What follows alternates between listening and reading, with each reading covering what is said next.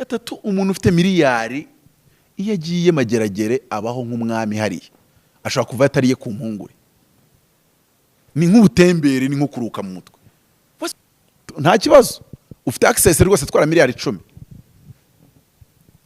Imana izohereza imbaraga za sakinga zizakogota miliyari 40 guturuka mu muryango wawe uti none se gute nubango nimba yakabaye mu mwaka yinjiza nyine amafaranga swate bazayamwamburira ubusa yari yayabonye swate azamara kuyagira menshi arwara ibirwara ajye kuyivuza yose amushireho swate azakubitika ku buryo azamera nk'umuzukuru wa Mombutu umuzukuru wa Mombutu umerutse kumubona ari kwiyamamariza kuba depite muri Belgique ubona yuko rwose ari gupfundikanya ngo nimba ari umwinfirmiere muri hôpital ya he kandi wakibuka sekuru hati sekuru yari igitangaza mu buryo bw'amafaranga n'amazahabu ariko se ubwo se kari umwuzukuru tegereza umwuzukuru za noneho uzabureba byose arabiterwa na Mombutu sesese koko kungwendo wazabanga none ibyago ufite iyo wibye abakene nta muntu wabikuryoza nta kirengera bafite nta muntu numwe waguhagarika Imana yirimanukira mu ijuru kabango ni ngewe uje kandi na Herode umunsi yigiraga igitangaza nta nuwamuvuga ntago yigeze ananira twakabaye umuntu agira consciousness yo kutarya ruswa yo kutanyereza imitungo y'u Rwanda u Rwanda rurimo abaturage bamwe bakennye ibyo uri gutwara byabagirira akamaro byabafasha ntago rero bigomba kuba ngo mutabazi yakugize intego yakugize target ntacyo mpfa n'umuntu nuko nge nzingo uri guhemukira igihugu ndetse uri kugihemukira kurenza uko abantu batekereza kuri kugihemukira abantu benshi ubona bacuramye mu bitekerezo ibyo byose nibyo bacurika urugero wari wahura n'umuntu kumva arakubwira ngo ashanga se ngibyo vuga ngo warize ngo umuhanga ngo hano birakora nese nk'urugero iyo mitekereza bayihawe nande n'umuntu nyine abona uri corrupted kuko iyo uri corrupted uha umuntu opportunity atamerita corruption na meritocracy ntibijyana kandi ahantu hatari meritocracy horora ubuhoni nyine nta muntu ukora cyane abantu bose babonebwe kuko ubuzi ko gukora cyane atari byo bituma umuntu agera at the top so rimwe na rimwe tugomba kureba ikintu tukareba n'ingaruka zacyo twaba turimo tukirinda ukabuza impamvu uri kukirinda wivuga ngo cyari bumpe iz avantage n'izi nyungu hari impamvu bakweretse umugore yewe na muganga akakwereka mu bipimo yuko arwaye sida utakoreraho wenda ntekereza ko hari n'igihe watuvuga ati sinda nabikora na protection yishyireho utereka gusa icitse nko gushaka kuvuga iki siba bikuye koko nimba ushaka gukora ibyo bintu uyobe uburyohe bwabyo ariko uhise ubona ingaruka zabyo uko ziri ibyo bishobora kuba mu buryo bw'ibiri biological n'ibiri spiritual n'ibijyana wenda n'ubugingo n'ibindi ariko nuvuga ngo suko hari uyobewe ikiza kirimo ariko isureba ingaruka buriya umuntu afite ubusobanuro asobanukiye cyarasomye icyo gitabo nagushaho kopi imwe y'ibihumbi 10 kana cyanditse kimvuni nakoze research rwose umuntu akiguze ndumva ari kapiteni cya majoro muri Air Force umwe wenyine w'umudamu noneho rero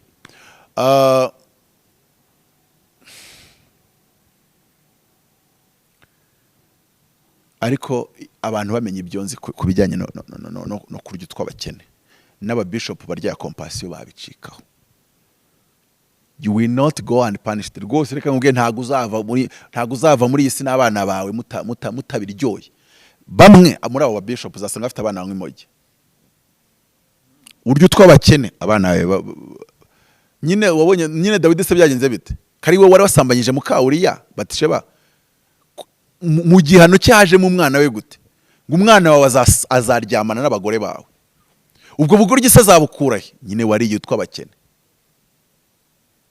iyo uri yitwa abakene uburi kuraga ubugoryi abana bawe none buriya iyo nkubujije gukora icyo kintu mba nkwanga cyangwa mba nkugirira neza cyazo nuko twese tudashobora kubyumva kimwe ngo twumve ko it's bible bishoboka ibyo ni nko kumbwira ngo hari umuntu kwanga ngiye sinemera ko ijuru ririho yego uzari kurose kutaryemera ibyo ni ibintu biba bihari utari burwane. Noneho ikindi mfasha kora research ku muntu wese wabarebye igihugu gikennye wari wese nagwa rugero rwa Mombutu, gerageza ungire no mu bandi hari icyo bitwaye se. Wenda umfashe ujye nko kuri leta yahozeho, ureba abantu baba barigwizaga udufaranga bagenda bakweshura utwo bakene twose bagira utresinge buko amaherezo yabo mu buryo bwa ariko bwuvuga ngo itunga abana babo abuzukuru babo bimeze gute. If you oppress the poor, God will punish 4 generation of yours. Ntacyo wabihinduraho, nta nubwo iyo rero ndi kukuburira ngo sigaho, iyo niba ngo bashyira amategeko yo kugukona financially nukugira ngo ubwo bwoba bugukize. Niryo jambo riri muri Yuda rivuga ngo bamwubakirisha ubugwaneza. Yego. Abasinzira mu kazi batari gukora akazi ndabakirisha ubugwaneza. Ariko abo ngabo bibu twabakene bari mu kazi ndabakirisha ubwoba nk'ubahubuje mu muriro. Iryo tegeko ryari ukubera mbakunda ntago ari ukubera mbanga. Neza ko mukabona ko Mutabazi yo mwiba yanjye nyine ko mwiba y'abanyarwanda bose. Kukizinyi nuvuga ngo kubikora nuko mbakunda. Kandi itegeko rigiyeho ntago ryagira umwe mwenyine. Ryagira abanyarwanda bose. Cyane ko wenda ashobora no kujya mu mwarangije kuyatwara ridashobora kubahana. Ahubwo ryamara kujyaho Mutabazi akaba ari we wenda uhita ubasedo ejo rikamufata. Kuko riba rireba bose. Rimwe na rimwe mwete hari ibintu nabonye kuri media buriya muri iyi case nizemo byinshi.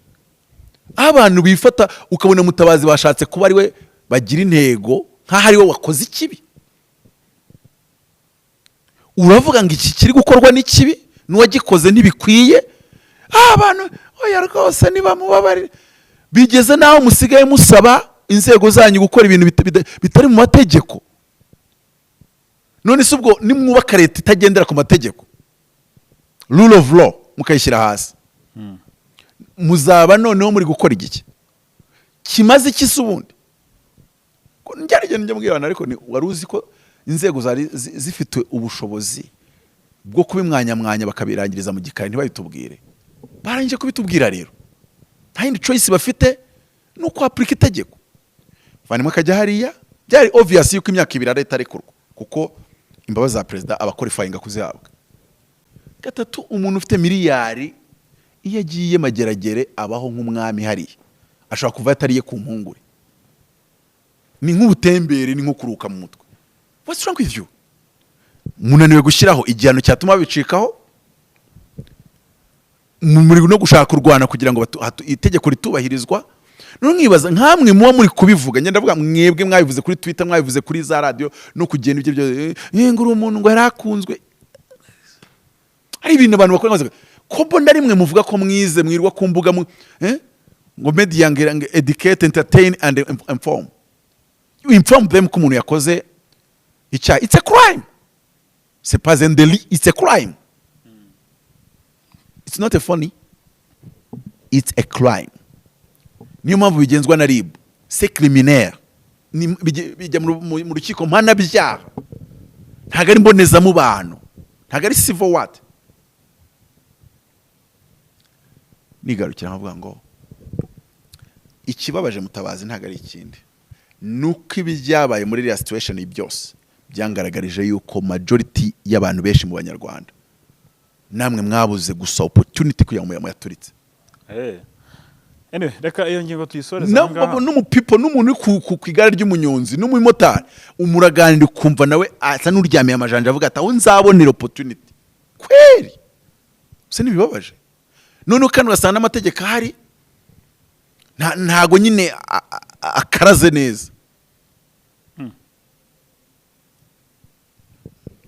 Nuko bitakora muri iki gihugu ariko ari nk'ikindi gihugu nabagira inama yo kuvuga ngo babishyire mu bikorwa kuko byaca abantu babikora. Ikindi cyo gisigaye no kureba ko abantu batazakingirana ikibaba aho ngaho nawe ukareba ikintu uzakora kugira ngo ubikoze wese byorohe gufatwa kwe.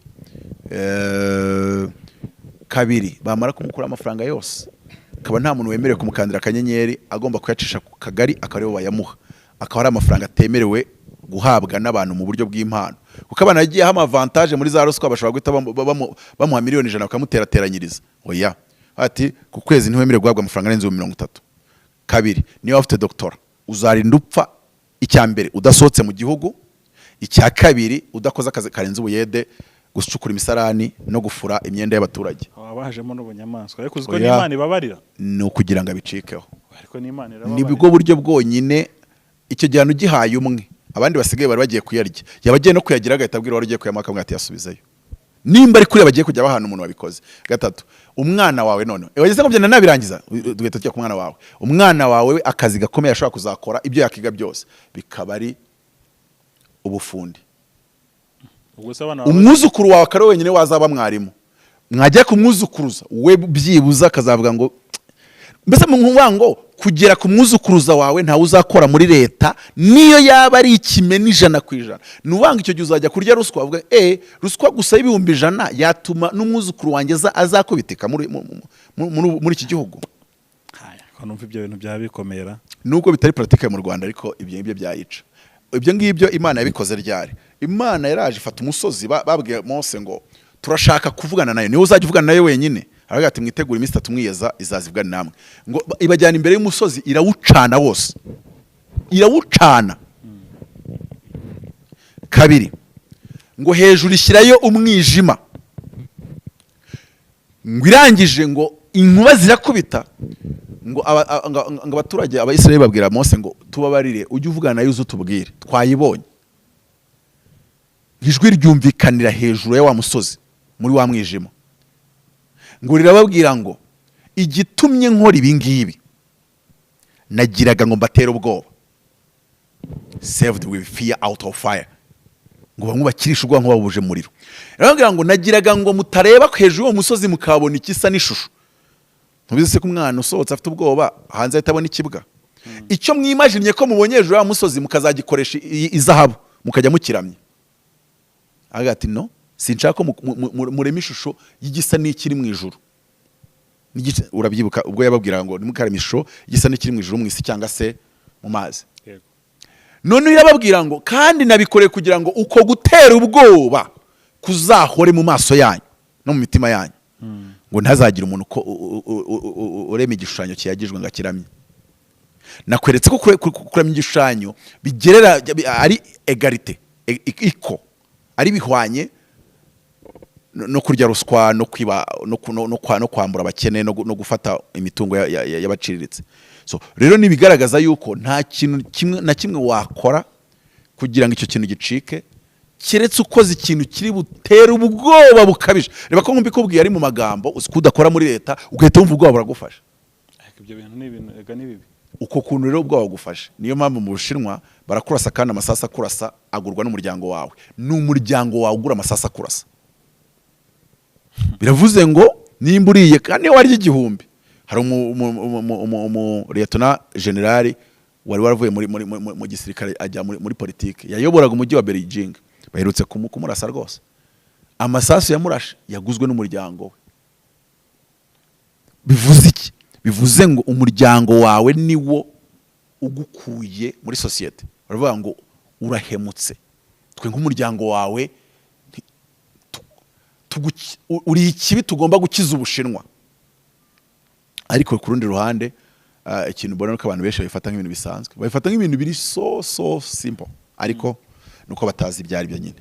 Reka minira aho ngaho ari uri kumbaza ngo yego nari kukubaza nti mu minsi ngira ngo kwa gatanu nibwo twabonye urwandiko ruvuye muri RGB ruhagarika insengero zigera muri 15 hari n'izindi 3 zahagaritswe kuko n'ubundi zakoraga zidafite ibyangombwa. Yego.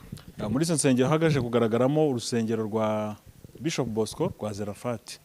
Yego. Abera nto byakiriye gute? Nabonye n'umuro wa Pentecote wagarutse kuri liste menya noneho. Oya buriya cyagiye bavuze ko barahagaritse ariko buriya bagomba guca mu igazeti ya leta. Yego. Buriya rero kuriya bakoze ya liste nibwo noneho byabigiye kujya mu igazeti nyirizina. Yabaye official.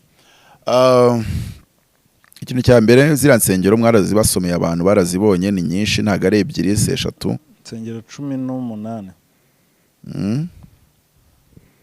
Nubango ni insengero 14 n'izindi enye zishobora kuba zakoraga kuko zari zidafite ubuzima gatozi. ya insengero ni 10 ni 18. Yego ni 14 n'izindi Churches whose activity were suspended because they did not have legal personality. Izindi zo zari zarahagaritswe noneho baza kuza nazo gukwanonsa yuko nyine ubwo zo noneho ko zitari zifite legal personality bavugaga yuko zitanemere kubushaka sibyo se? Yego. Kubo ntago bambuye ko nta nubwo bari bafite. Okay, ni insengero 14. None ndabona urwa 14 ari Zerafati ariko zishobora kuba zanditse mu buryo bwa alphabetic.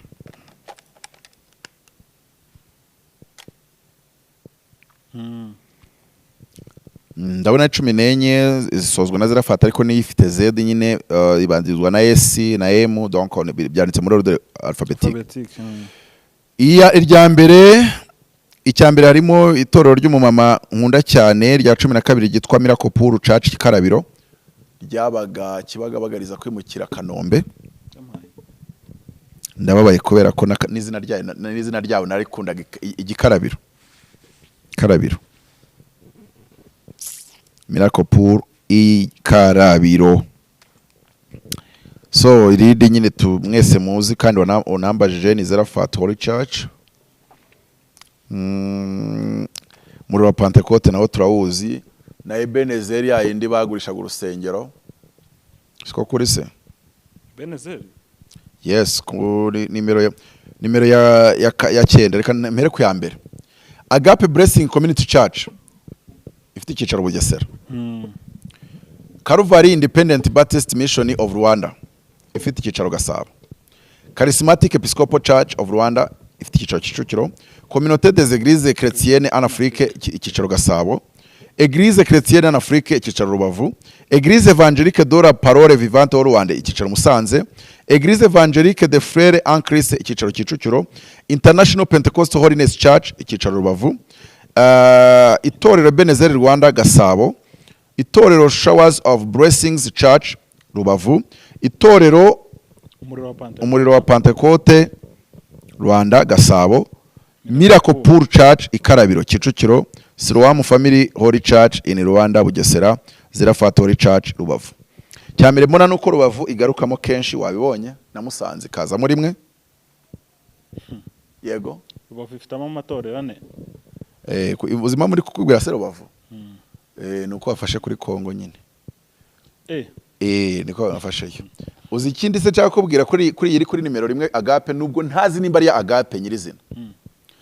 Urabizi ko amatora ari nyine hari Agape ariko amagambo akurikira akaba aratandukanye. Sinzi Agape za mu Rwanda ari zingahe.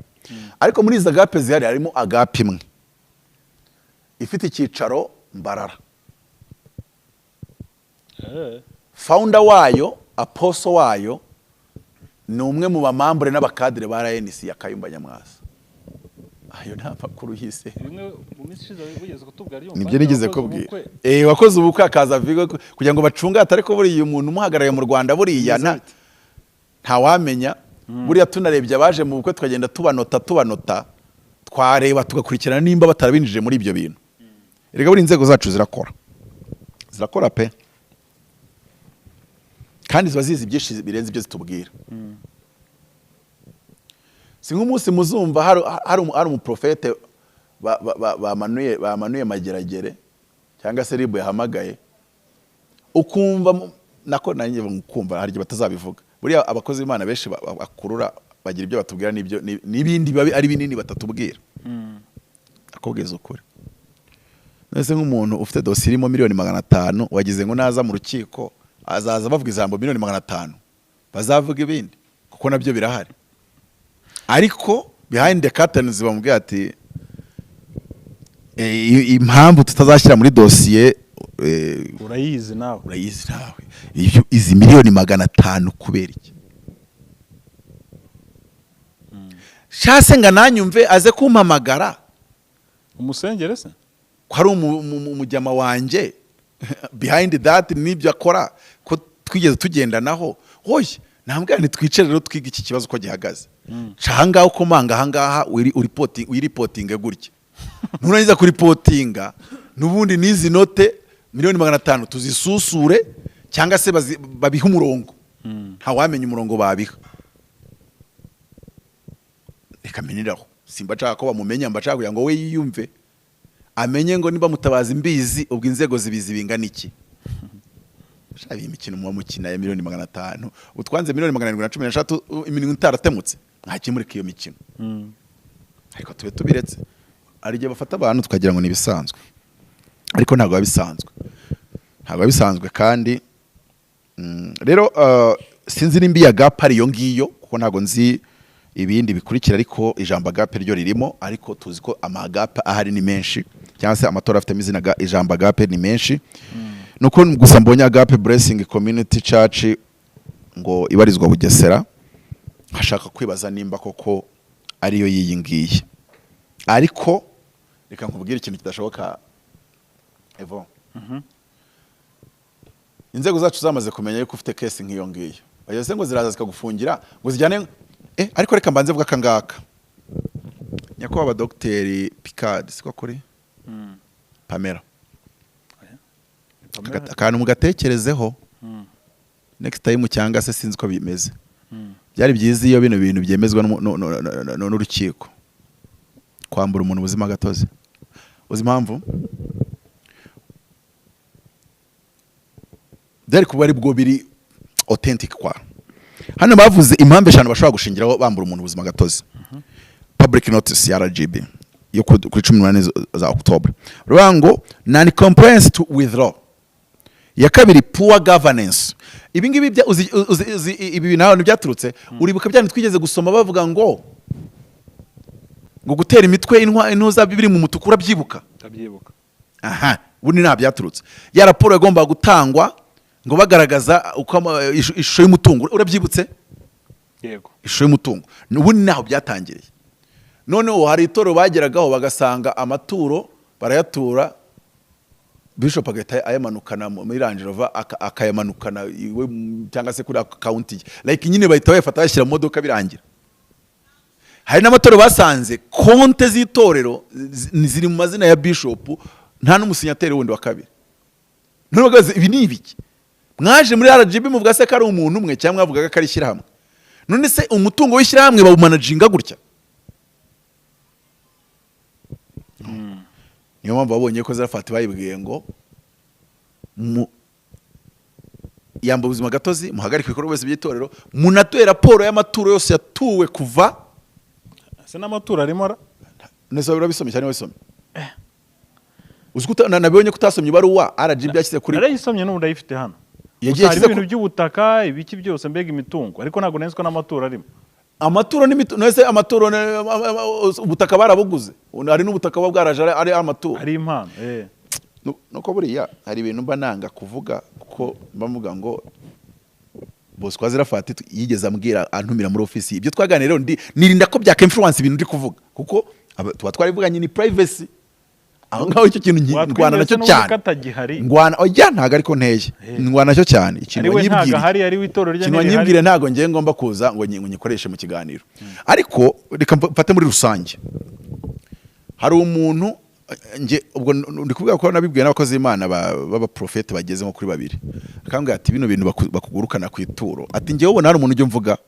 ntawe kuvuga ati ubona ntarya ituro nturanandusha rwose ati reka ngusobanurire ati ngewe iyo umuntu mbona agomba gutanga ituro arifite afite ubushobozi mubwira kuza mu rusengero ati nawe uzashaka urusengero nushaka bagatura 1000 ruzagukavaringa nise gute mwigisha tubwire gute ati umuntu araza nkabwiriza nkahita muhanura utuntu tubiri tumubabaje yatangira kuba excited no gukonfirma ko koko utwo tuntu ari two mbona agenda muri Range Rover cya Vewiti cyangwa se Kayundai kameze neza nkahita mubwira nti agahita katinga professor agahita asubira ku ruhimbi Imana iravuze ngo iyi sonorisation irakorora kandi ubwo ni umuntu ushinzwe sound uyikoroje ku bushake ati sound irikorora gutya ati abakristo ati urana bidakwiye ko tuyihindura Imana yacu kwibyiza ati ikwibyiza ati sawa ati reka dushake sound ati ariya sound yagira nga umuntu ari mu nguni bayipanze agata bati miliyoni 10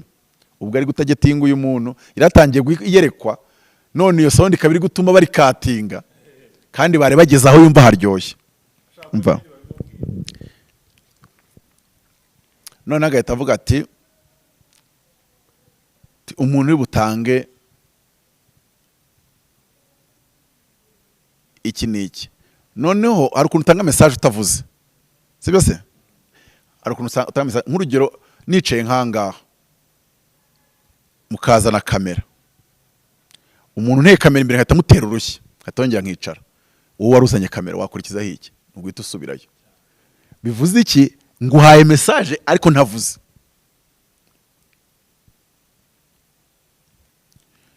nanone rero nawe agakoresha message ikoze gutyo yakatinze ihishurirwa rye yamweretse ko amubonyemo kanseri kandi abadokiteri iki n'iki afite n'impapuro zo kwa muganga ashaka kujya Belgique akatingiraho agahita abwira abantu ati ninde ushaka gutanga kuri sonorisation umuntu agahita azamuka ibimana kuri iyo sonorisation niyo baba babipanze atazanabizana agahita amubwira ati arufite ikibazo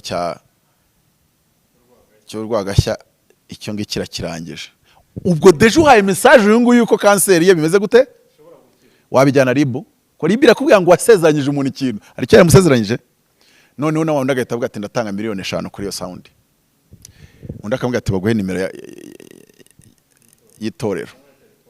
y'itorero ukayashyira kuri account y'itora ati nurangiza kubikora atuzabwira gushakira umwanya muri office urumva yuko ni nkaho utanze iryo turo rya 5,000,000 ngo bagusengere kuri kanseri ariko wowe watanze kuri sonorisation kandi impano wahaye urusengero ntiwajya kuzigaruza no kuzishyuza kabiri ntago watanze iyo mpano kuri sonorisation hari icyo wasezeranijwe okay nge nawe turabiziranyeho yuko byari kugira ngo usengerwe ariko ntabwo wabimpuza nabyo mu mategeko hari abantu rero dufite mu nzego b'abahanga akavuga ati sha ibyo ntabwo biri bukore kuko turaza kubwira urusengero rugaragaze amaturo rwahawe nirumara kugaragaza amaturo rwahawe tukaburamo kuko urabona za 5,000,000 utanze arazimanukanye n'ubundi zikoza kuri konte iyo ari kashi igikapu gita kijya mu modoka kigenda ntago itorero riyakoraho nta nubwo riyaciryera biravuze ngo rero nibajya kureba amaturo itoro ryakiriye bazabona 5 zakozeho zigahita zigenda nta bikorwa zigiye gukora gacha ndagufasha abantu b'inzego zacu abahungu bize neza cyane utaza ujijisha so abantu nyine nibige gukora ibintu mu buryo uretse ko ribu naho RGB ndayibutse utuntu tubiri tujye twibukirana turi abanyarwanda nese ko nabonye nyine bisaba kwibukiranya mwagomba kugira ngo ubuzima gatoze mu bubake bikozwe n'umucamanza noneho nibimara korwa n'umucamanza ikindi byari kuba byiza urumva kamagambo nkoresha atandukanye bari bakwiye ko bikorwa n'ukiko ariko nanone byari kuba byiza iyo babanza ahubwo guha formation abakozi b'Imana byo gukora nka harimo icyapo governance mubigishe governance mushyiraho rwose seminar z'ibyumweru bingahe za governance no reka nkwereke nk'urugero abapasiteri bicaje ukabigisha uburyo nyine bakora ama report biriya bintu babasabye bakabanza bakanabigisha kubikora none se ubu twasanga abakozi ba Rwanda Revenue batajya baza guhabwa amahugurwa n'abantu b'abahanga b'abazungu n'urugero ngo haye kugira ngo ejo utazaza kuvuga ngo nyine wabikoze nabi biba byiza iyo umuntu ubanje ukamuka formation okay muri Gatolika ugenda gake ngusobanurira niyo mpamvu nakoresheje ijambo rivuga ngo byaba byiza kwiga ntago yiga byose none se ko abakozi ba Rwanda Revenue babarize ariko bakabakorera nka formation runaka ku kintu runaka sinzi n'ukumva aho ndi kwerekeza none uko bati abapasiteri ni muze reka umuntu ashaka ko yarize ariko tarigeze yiga ibituma nyine ayobora neza no gukora report neza kubagize amatora iyo bashaka no kuyafunga bari gufunga nk'amatora 300 basanga amatora amwe nta raporo nimwe peve nyandiko mvugo ihari muyobora gute nta nyandiko z'inama mukora urumva ko n'ikibazo cya administration none hari abantu formation kuri icyo kintu kavuga ati itorero rikingana gutya rikiri rito mushobora gukoresha iyi module muka turabona hana formulaire wenda y'uburyo muzaye mubikora dushobora no kubakorera application muzaye mushyira no muri smartphone ku buryo iterano rikirangira hari itorero nabonye reportinga n'abapfuye n'abakijijwe n'abavutse bose RGB yabagezeho bahita babaha database bati mwireberemo baravuga ati mwebwe ibintu byanyu impeccable. So mu byukuri ni igitekerezo nari ntanze muri iyo sense ariko kuki navuze ngo urukiko ni rugomba kubyemeza. Anandi gusoma icyambere ni non compliance with laws, poor governance, perpetual conflict, amakimbirane ahoraho, divisions among their leaders. Izi divisions nizijyana mu moko buriya. Division is among their leaders. Sukure mibice se mu bayobozi b'itorero. Okay, udutsiko gukora udutsiko mu bayobozi baryo sibyo? Noneho akantu bafungiye Zarafati baranagasobanuye n'aka kanyuma. Jeopardizing yinshinga ntago nanyimenyere mu lettre officielle. Jeopardizing ariko byo birasobanutse. No gutera imivurungano. Jeopardy. Gutera kavuyo jeopardizing peace and security of Rwandans. Peace and security of Rwandans. Public order. Jeopardizing public order. Jeopardizing Rwandans' health. Jeopardizing good morals of Rwandans. Jeopardizing good conduct of Rwandans. And jeopardizing freedom and fundamental rights of others. Kanyuma niko bashyize muri leta. Ariko ni nk'urugero urukiko nirwo rushobora kwemeza yuko umuntu ibintu yabikoze. Siko kuri. Icyo ndikubwira nuko biri pre technique ibi bintu itorero ribishinjijwe n'urukiko. RGB ikafata abavoka bakajyana Zarafati mu rukiko umucamanza akemeza yuko bakoze iki kintu cyitwa jeopardizing peace and security of Rwandans, public order, health, good morals, good conduct, freedom and fundamental rights of others. Ibyo uri kuvuga ndazi ibyo uri gukora abanyarwanda mwambereye gutyo. We trying kugira no simvuze ko kubikora batabikora ahubwo ndavuze ngo next time it will be better. Ibi bintu byemejwe n'urukiko ko babikoze. Simvuze ko batanabikoze. Reba ko nakazungu bizemezwa n'urukiko ko yishe bari abantu. Sinzi nimwe kumva uburyo ubundi bintu bikorwa. Uburyo umucamanza niwe wemeza. Reba ko ngukora mu mufuka umucamanza kare wemeza ko nakwibye. You see? Ariko n'ubundi hari igihe biriya bintu bizagira bizaba entertained n'urubanza nyine rwa ku bantu batabizi Zarafati yashizwe nande babaze murabizi yashinzwe n'umudamu we ndabafashe nta namakuru mamufite. Zarafati yatangiye ari icyumba Rubavu, icyumba gishinzwe n'umudamu we. Noneho ahubwo Bosco aza kukibonekamo. Ariko skayo makuru njya nyumvaho akibonetsemo reka mpiniraho. Ubwo mba nusheyo kugira ngo nse n'ubumvisha yuko bimeze nkaho amakuru mwa mutayafite. Ko yakuri iyo mihanda narabyumvise ariko ntago narinze ko uko byatangiye. Ko bimeze. Kaminiraho ngaho. Kuko magambo menshi ntaburamo ibicumuro nshatse gukomeza nkarambura story. Buryo umuntu wamwaricaranye harya washiduka n'utuntu mwavuganye utushyize utuvugiyemo kandi ntago waje kumena amabanga y'ibyo mwaganiye muri office y'umuntu ntago ariko byabikoze. So gusaba abakozi b'Imana bakeneye formation pe kabisa ku bintu byinshi. Yego. Ku bintu byinshi ahubwo twibaza aba bantu iyi mitungo ubundi koko barayifite hari iri mu mazina yabo ku buryo bazayimurikira RGB.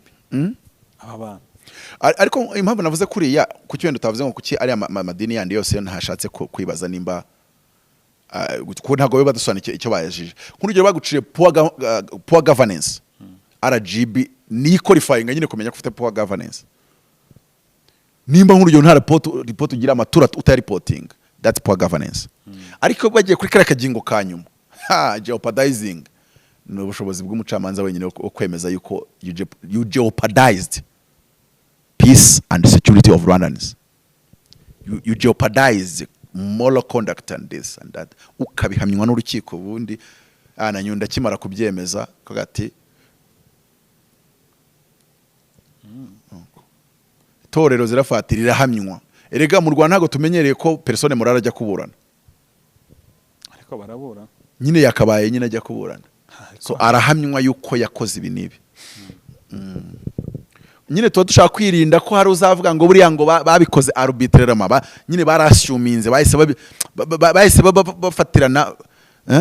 Wenda wari uri muri ajiba yoboye yarasanzwe amfite ikibazo, hari ikindi twapfaga ibintu nk'ibyo ngibyo.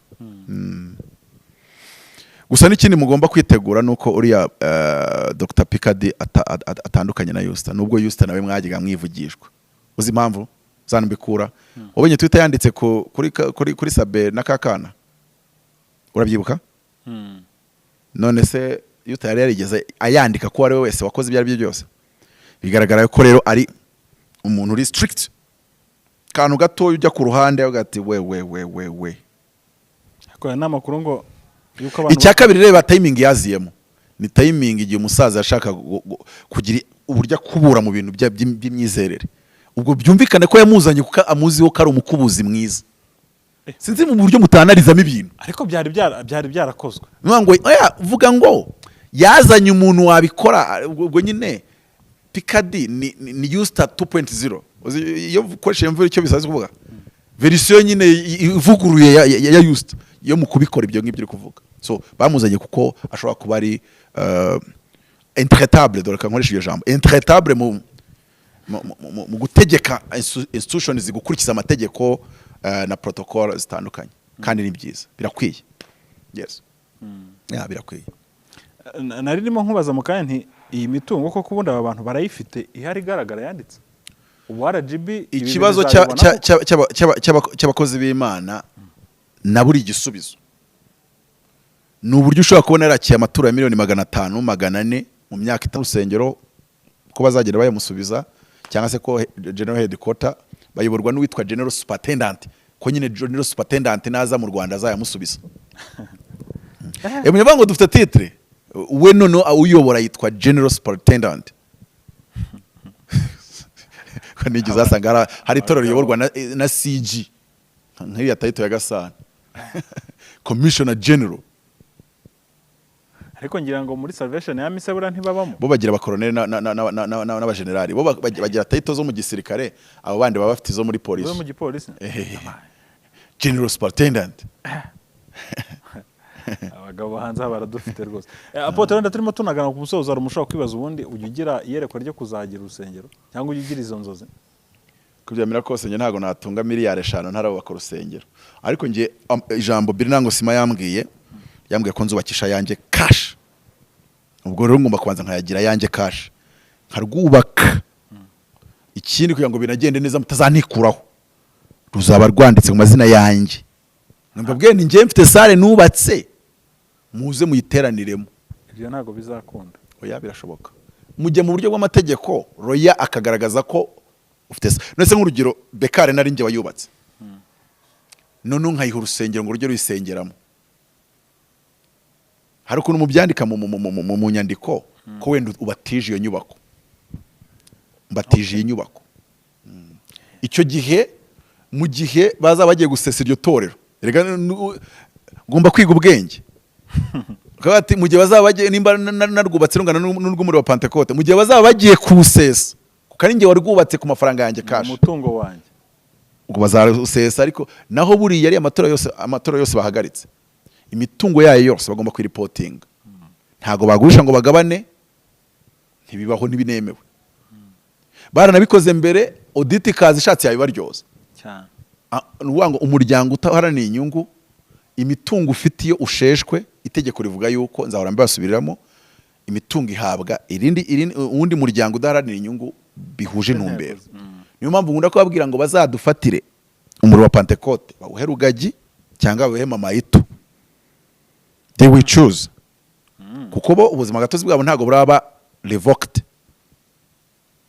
Okay. nkuko iyo mitungo bayihana n'indi miryango, nkuko kugira ngo urebe ko mu Rwanda hari ukuntu ibintu tubitwara, hari n'igihe mitungo wajya kubona ukabona ntago bikozwe, none ukibaza se irabibisambu irabibisigarira biragenda gute?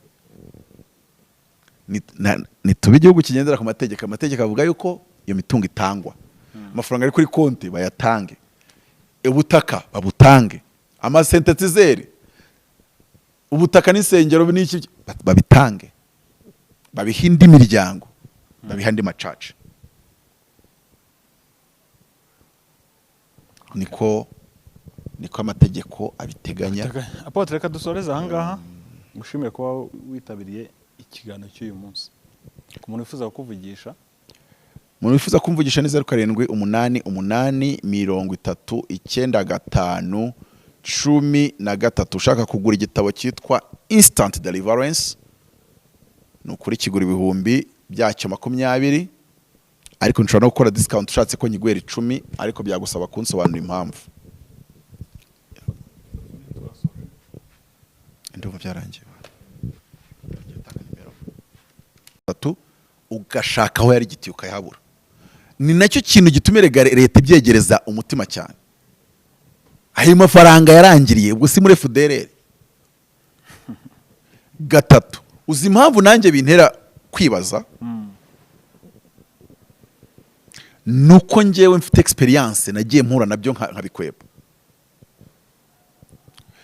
Icyo bita money laundering. Kayumba Nyamwasa ashaka kwinjiza miliyoni 300 muri iki gihugu ngaze abantu wenda korana nabo cyangwa se bafitanye ubucuti simbizi, agomba guhita aca ku bantu bitwa tubishi akayabohereza nk'ubahaye amaturo, yarangiza akababwira ngo nima ngwaye miliyoni 10 kuraho imwe 9 uzishyirire kanaka. Noneho leta yajya kureba inzego zikabonana umutumishi uko ni ibituro byinshi, ariko se ko ujya kumureba nyuma ukabona ntagabaho ubuzima bungana n'amaturo yakira. That is the problem. Iyo rero bikurikiwe bikegererwa bakamurika mitoroshi barabati bya bintu birimo akabazo. Ariko mu kubiyendoringa ni abahanga cyane, hari ibintu badakeneye ko abanyarwanda bamenya, bagahita babishyira kuko ufite ibikosa nka 20 bagafata bya bindi wakoze bindi bigaragarira amaso y'abantu, akaba ari byo bikujyana. Ariko mu by'ukuri icyabakiza ukoze Imana ni mwicare mwige kunyurwa. Nukuri pe hagira ibintu muzibukira kwivangamo rwose. 3, menya ngo nimba ushaka no kubyivangamo si hano mu Rwanda uzabyivangemo ahandi. Hano mu Rwanda ibyo wivanzemo byose uko bingana birazwe. None wibaze ngo nimba babizi bakanyihorera, ese mba numva bizagarukira he? Hago rero hari byinshi ubona udafite uko ubivuga nuko bisobanura, ariko ndibuka ko His Excellency muri speech ye arahiza abadepite yavuze ngo cyanga ngo iyo FDLR izananirwa ngo kuturwanya ngo ko turi tayari twiteguye ngo inyure muri bya by'akajagari nahoze mvuga. Peace and security, jeopardizing peace and security of Rwandans. Byari bikwiye ko nta mukozi w'Imana wisanga aho hantu no muri iyo mirongo no muri izo mbago. Ni byinshi, ariko hini mishyitera amabavu, abantu nibige kwiyadapta ku cyerekezo ubuyobozi bari kuduha n'uburyo bw'imikorere no gukorera Imana baburimo buduha. Ariko buriya byoroshye gutya gufunga insengero zose usigaje izubona urishwa neza ko nta kibazo cyazo. None za zindi wafunze zindi gafunga insengero ibihumbi 10, ariko urishwa neza ko izi jeopardizing peace and security zose wazifunze. Noneho mu gufungura akaba ari hibangarire wa wundi ujeopardizing niyo yatanga ibimenyi yakuzuza ibisabwa gukuba inshuro 300. Kagiye ufite ikindi kimurega. Uyu nta numufungure yakugira atese ntumufungure. Ariko iyo ujya kujomboramo babandi bakora ibyo ngibyo byari kukugora kuko byari gusaba kubwira abanyarwanda ngo baziziki. icyo bazize wajya kucyemeza ko bagikora bigasaba ko byemezwa n'urukiko, bagera mu mizi ibintu bigafata indi shusho cyangwa bigafata ikindi bigatera abanyarwanda icyo twita panique generale. Kumbe mu madini nibyo bikorerwamo nibyo birwamo yego ko noneho twabapasiteri tukagira ngo leta iri kuduteza abantu, kumbi rimwe na rimwe ku ruhande rumwe iri kudukavaringa.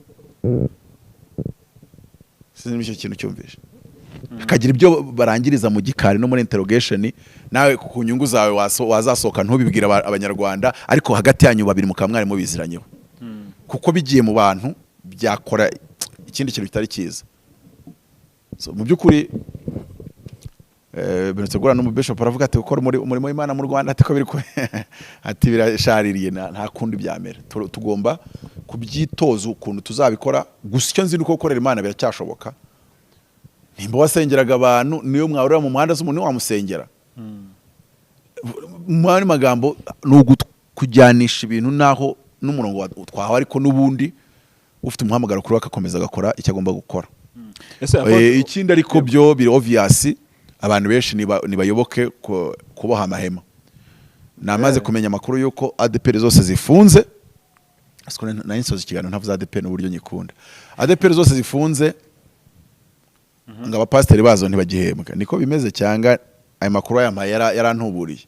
Rega nababwiye ngo nge ntago mbi wanyu, mujye mumpa amakuru ayo mfite nabi, ntimunaje murakaye muvuga ati ayo ngayo ntago yafite neza, atimeza uko nguko. Ariko bibaye ari nabyo rero bazagana inkiko. None se ubundi bakomeje muri covid ntuzi ko nabwo bahagaritse umushahara hari. Erega ADPR ntago afite ubushobozi bw'uko urusengero rwa rudafunguye yaguhemba amezi 3-5. Ariko bafite abapasiteri benshi bikoze nta rufunze burundu ku buryo badafite aho bajya guteranira.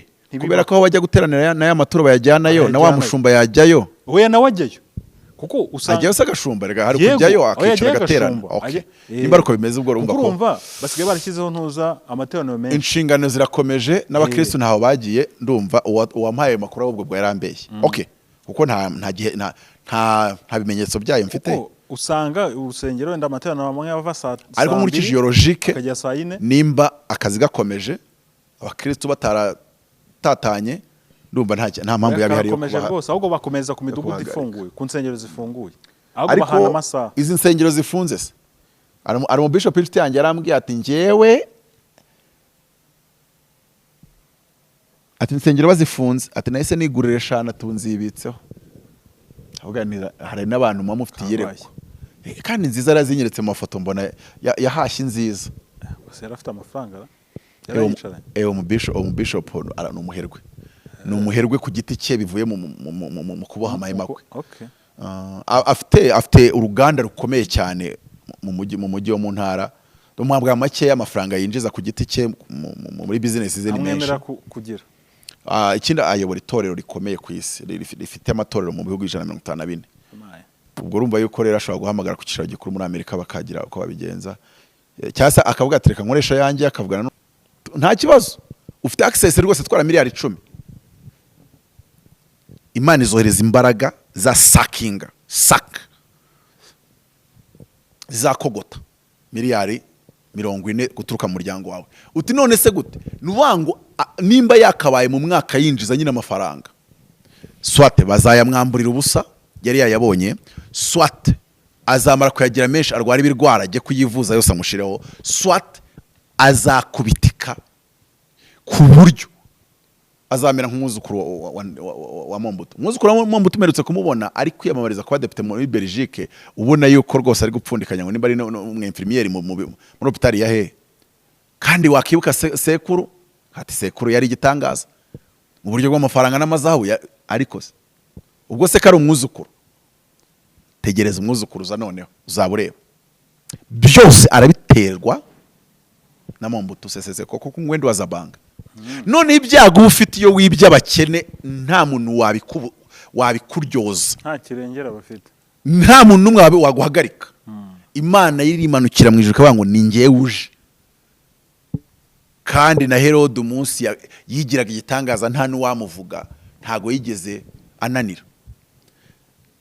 Twakabaye umuntu agira consciousness yo kutarya ruswa, yo kutanyereza imitungo y'u Rwanda, u Rwanda rurimo abaturage bamwe bamwe bakennye, ibyo uri gutwara byabagirira akamaro, byabafasha. Ntabwo rero ibi bigomba kuba ngo Mutabazi yakugize intego, yakugize target, ntacyo mpfa n'umuntu nuko nge nzi ngo uri guhemukira igihugu, ndetse uri kugihemukira kurenza uko abantu batekereza kuri kugihemukira. Abantu benshi ubona bacuramye mu bitekerezo, ibyo byose nibyo bacurika. Urugero, wari wahura n'umuntu kumva arakubwira ngo ashanga se ngo ibyo vuga ngo warize ngo umuhanga ngo hano birakora. Nese nk'urugero iyo mitekereza bayihawe nande? N'umuntu nyine abona uri corrupted. Kuko uri corrupted uha umuntu opportunity atamerita. Corruption na meritocracy ntibijyana. Kandi ahantu hatari meritocracy horora ubuhoni nyine. Nta muntu ukora cyane, abantu bose babonebwe, kuko ubuzi ko gukora cyane atari byo bituma umuntu agera at the top. So rimwe na rimwe tugomba kureba ikintu tukareba n'ingaruka zacyo, twaba turimo tukirinda ukabuza impamvu uri kukirinda. Wivuga ngo cyari bumpe iza avantage n'izi nyungu. Hari impamvu bakweretse umugore, yewe na muganga akakwereka mu bipimo y'uko arwaye sida utakoreraho. Wenda ntekereza ko hari n'igihe watuvuga ati sinda nabikora na protection yishyireho utereka ubwo sicitse nko gushaka kuvuga iki. Siba bikuye koko nimba ushaka gukora ibyo bintu uyobewe uburyohe bwabyo, ariko uhise ubona ingaruka zabyo ko ziri. Ibyo bishobora kuba mu buryo bw'ibiri biological n'ibiri spiritual n'ibijyana wenda n'ubugingo n'ibindi. Ariko nuvuga ngo si uko hari uyobewe ikiza kirimo, ariko isureba ingaruka. Buriya umuntu afite ubusobanuro asobanukiye cyarasomye icyo gitabo nagushaho kopi imwe y'ibihumbi 10 kana cyanditse cy'imvune. Nakoze research rwose. Umuntu wakiguze ndumva ari kapiteni cya majoro muri Air Force, umwe wenyine w'umudamu. Noneho rero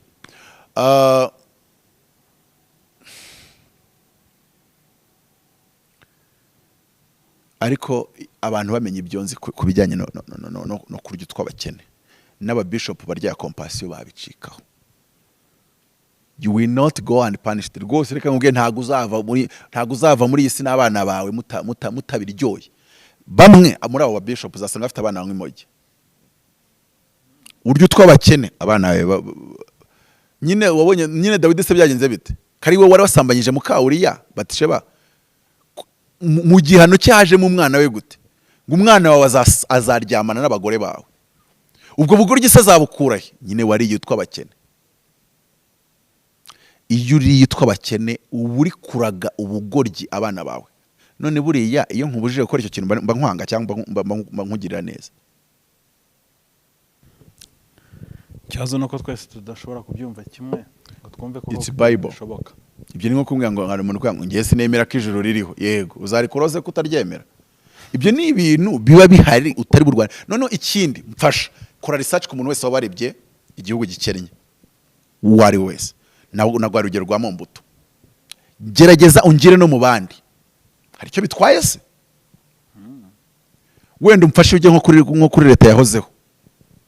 Ureba abantu baba barigwizaga udufaranga bagenda bakweshura tw'abakene twose bagira. Utresinge buko amaherezo yabo.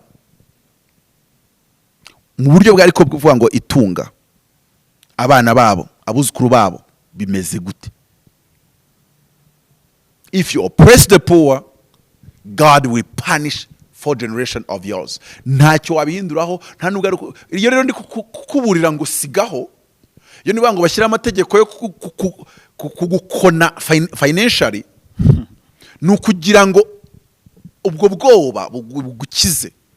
Niryo jambo riri muri Yuda rivuga ngo bamwubakirisha ubugwaneza. Yego. Abasinzira mu kazi batari gukora akazi ndabakirisha ubugwaneza. Ariko abo ngabo bibu tw'abakene bari mu kazi ndabakirisha ubwoba nk'ubahubuje mu muriro. Iryo tegeko ryari ukubera mbakunda ntago ari ukubera mbanga. Neza ko mukabona ko Mutabazi yo mwiba yanjye nyine ko mwiba y'abanyarwanda bose. Kukizinyi nuvuga ngo kubikora nuko mbakunda. Kandi itegeko rigiyeho ntago ryagira umwe mwenyine. Ryagira abanyarwanda bose.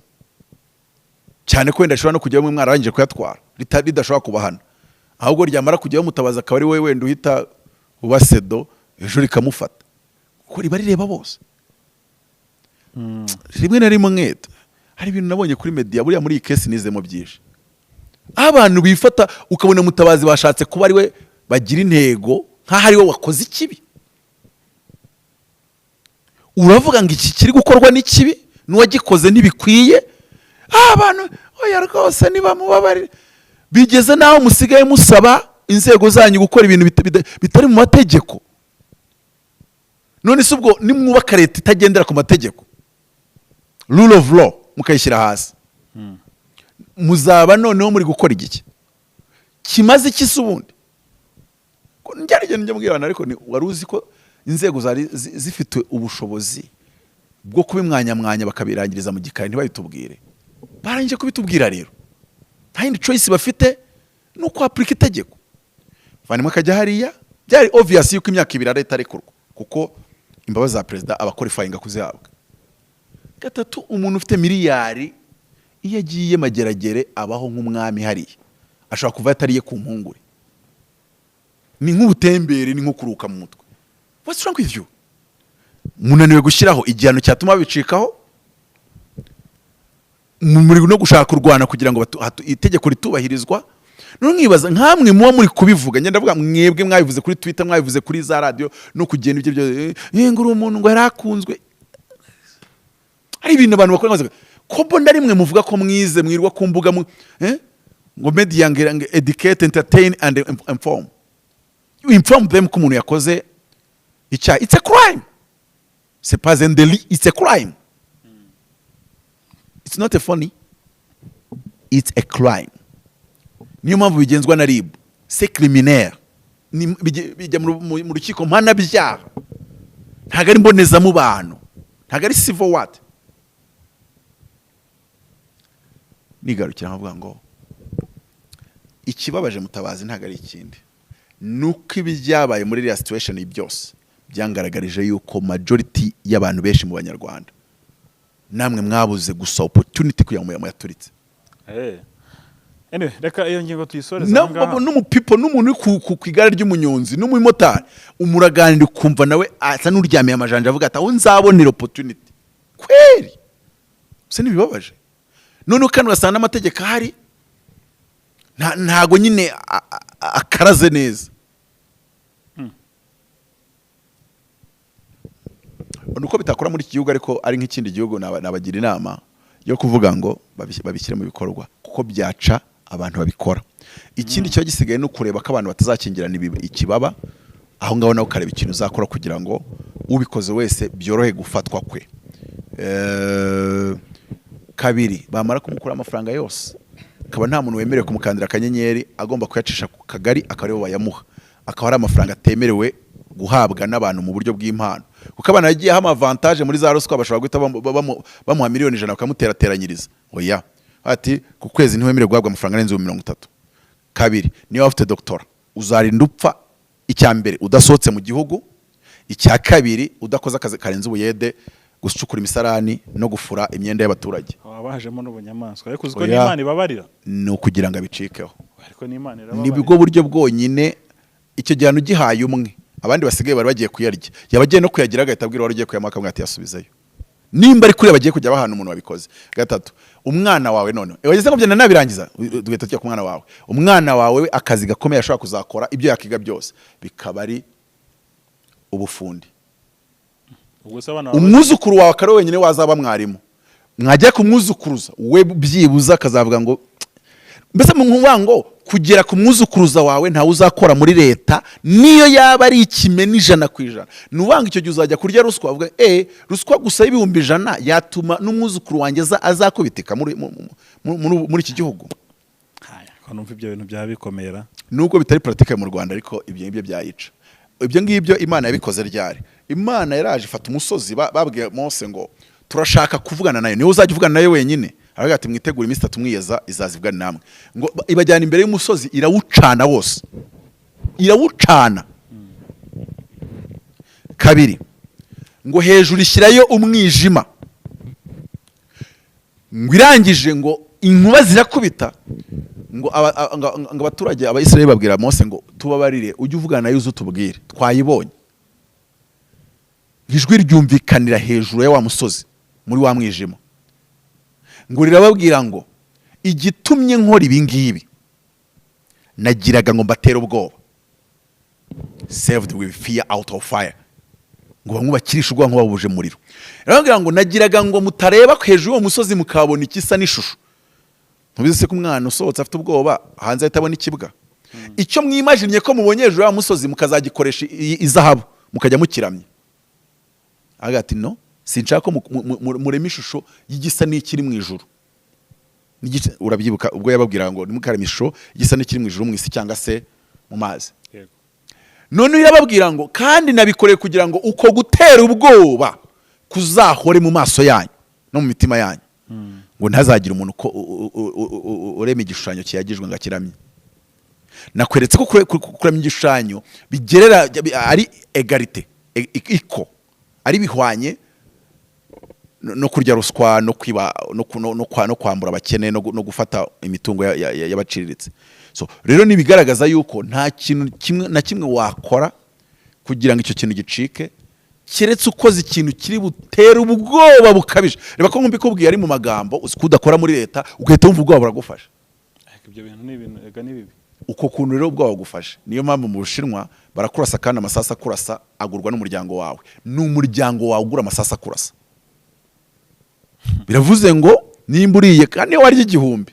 Hari Lieutenant General wari waravuye mu gisirikare ajya muri politiki yayoboraga umujyi wa Beijing. Baherutse kumurasa rwose. Amasasu yamurashe yaguzwe n'umuryango we. Bivuze iki? Bivuze ngo umuryango wawe niwo ugukuye muri societe. Baravuga ngo urahemutse. Twe nk'umuryango wawe uri ikibi tugomba gukiza Ubushinwa. Ariko ku rundi ruhande ikintu mbona ko abantu benshi babifata nk'ibintu bisanzwe. Babifata nk'ibintu biri so simple. Ariko nuko batazi ibyari byo nyine.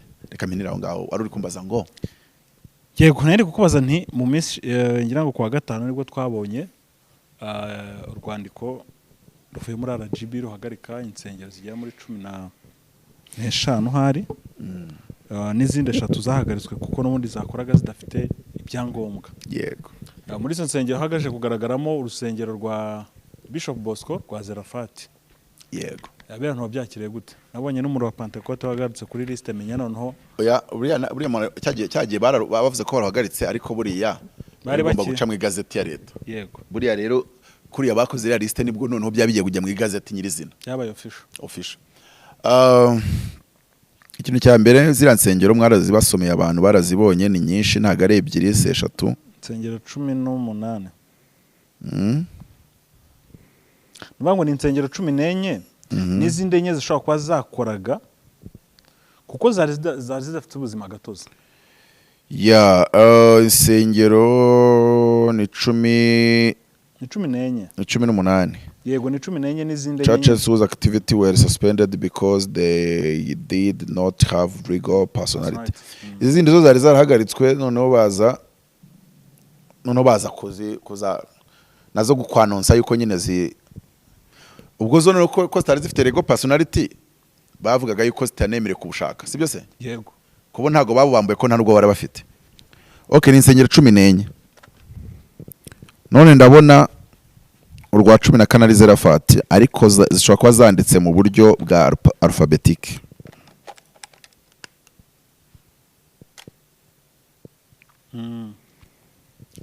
Ndabona 14 zisozwa na Zerafati ariko ni ifite Z nyine ibanzizwa na S na M donc byanditse muri ordre alphabetic. Irya mbere icyambere harimo itorero ry'umumama nkunda cyane rya 12 gitwa Miracle Pool Church Karabiro ryabaga kibagabagariza kwimukira Kanombe. Ndababaye kubera ko n'izina ryabo narikundaga igikarabiro. Karabiro. Miracle Pool Karabiro. So irindi nyine mwese muzi kandi onambajije ni Zerafati Holy Church. Muri wa Pentecote naho turawuzi na Ebenezer yindi bagurishaga urusengero. Siko kuri se? Ebenezer? Yes, kuri nimero nimero ya cyenda, reka mpere ku ya mbere. Agape Blessing Community Church ifite icyicaro Bugesera. Calvary Independent Baptist Mission of Rwanda ifite icyicaro Gasabo. Charismatic Episcopal Church of Rwanda ifite icyicaro Kicukiro. Communauté des Églises Chrétiennes en Afrique icyicaro Gasabo. Église Chrétienne en Afrique icyicaro Rubavu. Église Évangélique de la Parole Vivante au Rwanda icyicaro Musanze. Église Évangélique des Frères en Christ icyicaro Kicukiro. International Pentecostal Holiness Church icyicaro Rubavu. Itorero Ebenezer Rwanda Gasabo. Itorero Showers of Blessings Church Rubavu. Itorero Umuriro wa Pentecote Rwanda Gasabo. Miracle Pool Church Ikarabiro Kicukiro. Siloam Family Holy Church in Rwanda Bugesera. Zirafat Holy Church Rubavu. Cyambere mbona nuko Rubavu igarukamo kenshi wabibonye na Musanze kaza muri mwe. Yego. Rubavu ifitamo amatorero ane.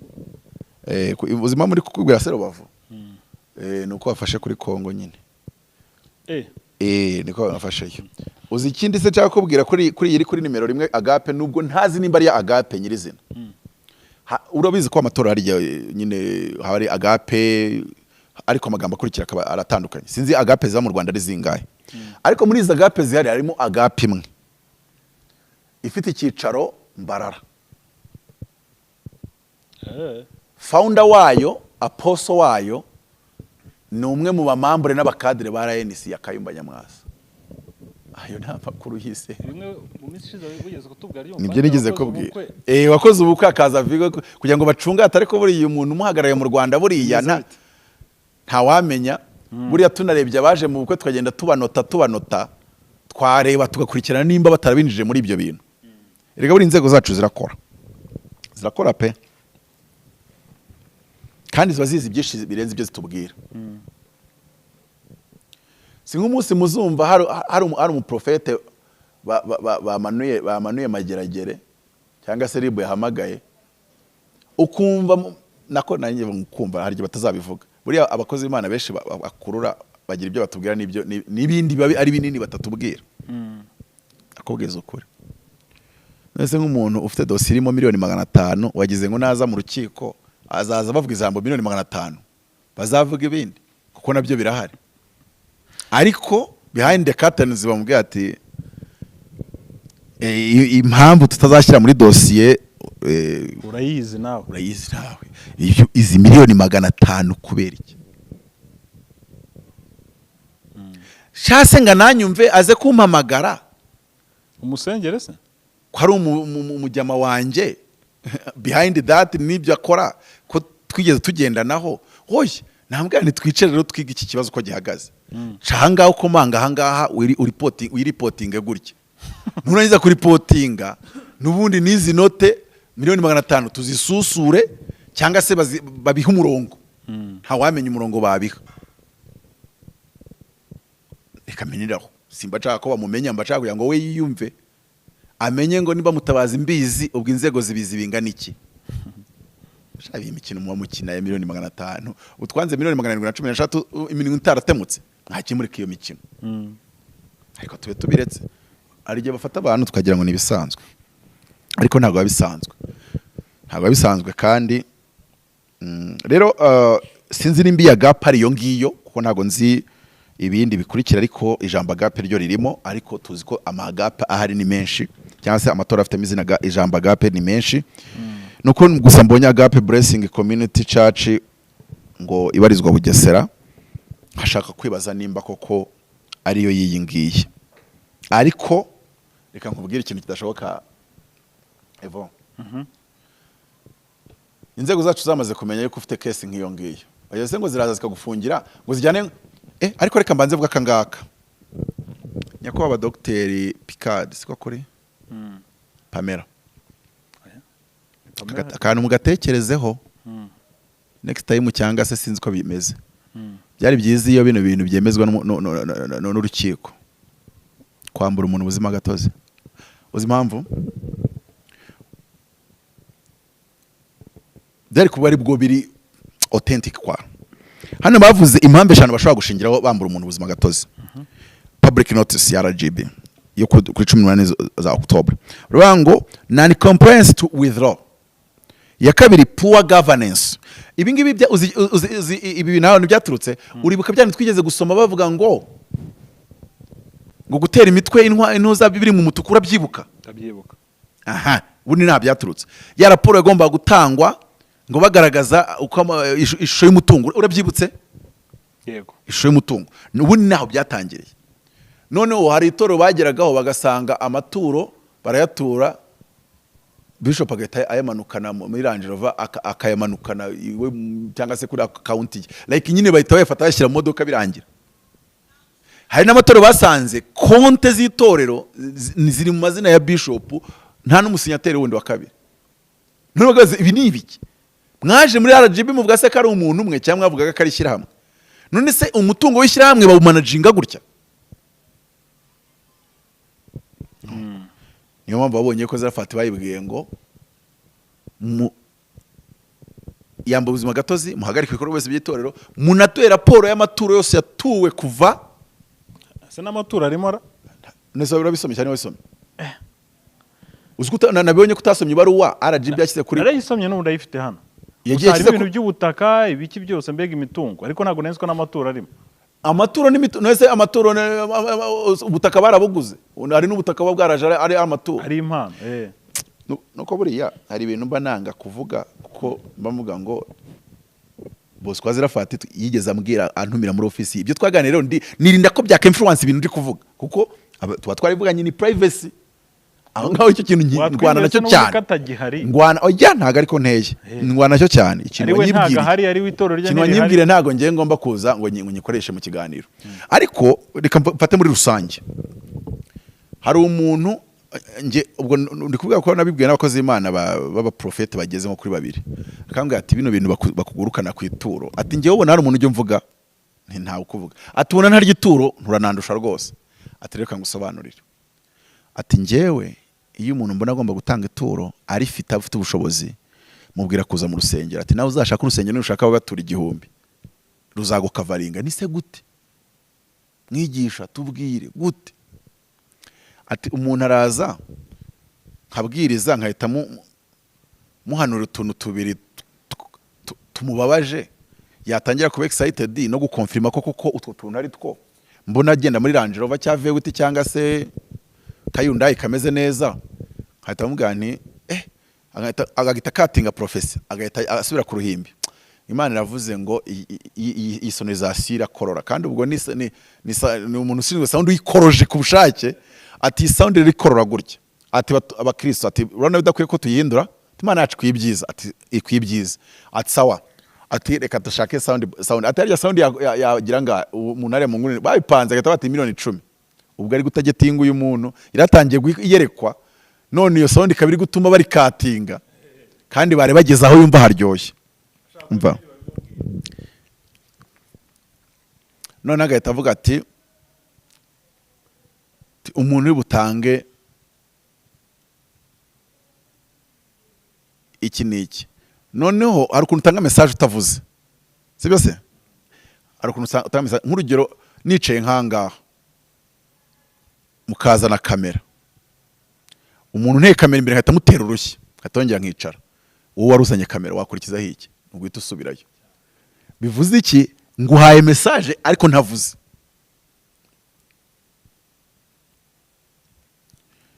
nanone rero nawe agakoresha message ikoze gutyo yakatinze ihishurirwa rye yamweretse ko amubonyemo kanseri kandi abadokiteri iki n'iki afite n'impapuro zo kwa muganga ashaka kujya Belgique akatingiraho agahita abwira abantu ati ninde ushaka gutanga kuri sonorisation umuntu agahita azamuka ibimana kuri iyo sonorisation niyo baba babipanze atazanabizana agahita amubwira ati arufite ikibazo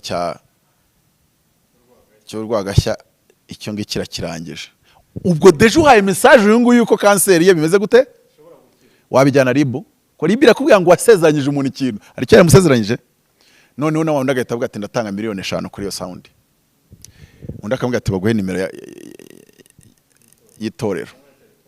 yitorero ukayashyira kuri account yitora ati nurangiza kubikora atuzabwira gushakira umwanya muri office urumva yuko ni nkaho utanze iryo turo rya miliyoni 5 ngo bagusengere kuri kanseri, ariko wowe watanze kuri sonorization kandi impano wahaye urusengero ntiwajya kuzigaruza no kuzishyuza. Kabiri, ntago watanze iyo mpano kuri sonorization hari icyo wasezeranijwe. Okay, nge nawe turabiziranyeho yuko byaro kugira ngo usengerwe, ariko ntabwo wabimuza nabyo mu mategeko. Hari abantu dufite mu nzego b'abahanga kavuga ati shaje ntago biri bukore, kuko turaza kubwira urusengero rugaragaze amaturo rwahawe. Nirumara kugaragaza amaturo rwahawe, tukaburamo, kuko urabona za miliyoni 5 utanze arazimanukanye n'ubundi zikoza kuri konte, iyo ari kashi igikapu gita kijya mu modoka kigenda, ntago itorero riyakoraho, nta nubwo yaciryera. Biravuze ngo rero nibajya kureba amaturo itoro ryakiriye, bazabona 5 zakozeho zigahita zigenda nta bikorwa zigiye gukora. Gotcha, ndagufasha. Abantu b'inzego zacu abahungu bize neza cyane utaza ujijisha. So abantu nyine nibiga gukora ibintu mu buryo, uretse ko ribu naho RGB ndayibutse utuntu tubiri tujye twibukirana turi abanyarwanda, nese ko nabonye nyine bisaba kwibukiranya. Mwagomba kugira ngo ubuzima gatoze mu bubake bikozwe n'umucamanza. Noneho nibimara korwa n'umucamanza, ikindi byari kuba byiza, urumva kamagambo nkoresha atandukanye, bari bakwiye ko bikorwa n'urukiko, ariko nanone byari kuba byiza iyo babanza ahubwo guha formation abakozi b'Imana byo gukora, nka harimo icyapo governance, mubigishe governance, mushyiraho rwose seminars z'ibyumweru bingahe za governance. No, reka nkwereke nk'urugero, abapasiteri bicaje ukabigisha uburyo nyine bakora ama report, biriya bintu babasabye bakabanza bakanabigisha kubikora. None se ubu twasanga abakozi ba Rwanda Revenue batajya baza guhabwa amahugurwa n'abantu b'abahanga b'abazungu. N'urugero ngo haye, kugira ngo ejo utazaza kuvuga ngo nyine wabikoze nabi. Biba byiza iyo umuntu ubanje ukamuka formation. Okay, muri Gatolika ugenda gake ngusobanurira, niyo mpamvu nakoresheje ijambo rivuga ngo byaba byiza kwiga ntago yiga byose. None se ko abakozi ba Rwanda Revenue babarize ariko bakabakorera nka formation runaka ku kintu runaka, sinzi n'ukumva aho ndi kwerekeza. None uko bati abapasiteri ni muze, reka umuntu ashaka ko yarize ariko tarigeze yiga ibituma nyina ayobora neza no gukora report neza. Kubagize amatoro iyo bashaka no kuyafunga bari gufunga nk'amatoro 300, basanga amatora amwe nta raporo nimwe PV nyandiko mvugo ihari. Muyobora gute nta nyandiko z'inama mukora? Urumva ko n'ikibazo cya administration. None hari abantu formation kuri cyo kintu kabati itorero rikingana gutya rikirito mushobora gukoresha iyi module mukaba turabona hana formulaire wenda y'uburyo muzaye mubikora, tushaka no gukora application muzaye mushyira no muri smartphone ku buryo iterano rikirangira hari toro nabonye reportinga n'abapfuye n'abakijijwe n'abavutse bose RGB yabagezeho bahita babaha database bati mwirebere mu baravuga ati mwebwe ibintu byanyu impeccable. So mu byukuri ni igitekerezo nari ntanze muri iyo sense, ariko kuki navuze ngo urukiko ni rugomba kubyemeza. Anandi gusoma icyambere non compliance with laws, poor governance, perpetual conflict, amakimbirana ahoraho, divisions among their leaders. Izi divisions nizijyana mu moko buriya, division is among their leaders, sukure mu bice se mu bayobozi b'itorero. Okay, udutsiko gukora udutsiko mu bayobozi baryo sibyo.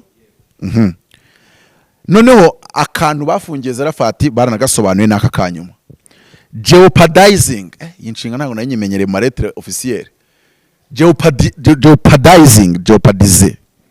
jeopardizing ariko byo birasobanutse no gutera imivurungano, jeopardy gutera kavuyo jeopardizing peace and security of Rwandans, peace and security of Rwandans, public order, jeopardizing public order, jeopardizing Rwandans' health, jeopardizing good morals of Rwandans, jeopardizing good conduct of Rwandans, and jeopardizing freedom and the fundamental rights of others. Kanyuma niko bashyize muri leta. Ariko ni nk'urugero urukiko nirwo rushobora kwemeza yuko umuntu ibintu yabikoze. Siko kuri.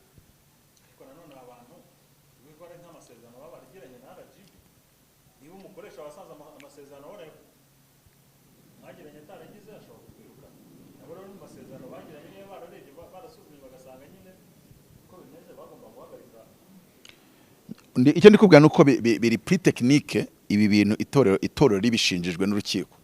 RGB ikafata abavoka bakajyana zirafati mu rukiko, umucamanza akemeza yuko bakoze iki kintu cyitwa jeopardizing peace and security of Rwandans, public order, health, good morals, good conduct, freedom and fundamental rights of others.